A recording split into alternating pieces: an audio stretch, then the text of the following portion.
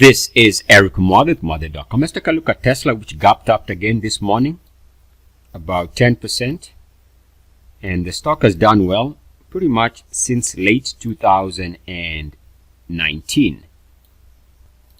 Now, I have to say I'm really amazed 20 years later that the ultimate Muathe breakout continues to deliver. Now, we can see here that there are two breakouts we can see on the monthly. There's a breakout here. This is in December of 2019. And then there's another breakout based on this monthly closing high. And this breakout took place sometime in April of this year. Now, this is the monthly.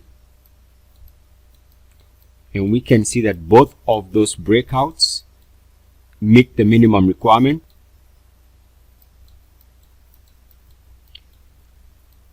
All right, and so what we're going to do is we can highlight those two areas pretty quickly to see how that plays out. So we got breakout number one here, and then the number two breakout is coming up quickly. So let me highlight the areas so we can see them clearly.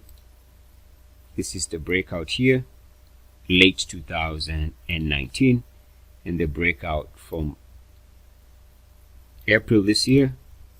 In both instances, we can see that the MACDs and the RSIs did exactly what we need to do. More importantly, take a look at the RSI was moving above 69.1, and of course the MACDs were breaking out.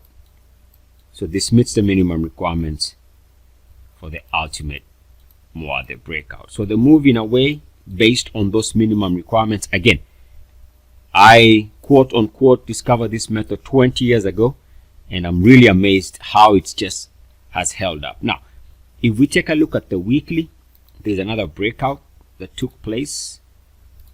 We can see a breakout. Well, there's this weekly breakout here as of late 2019, which we just took a look at.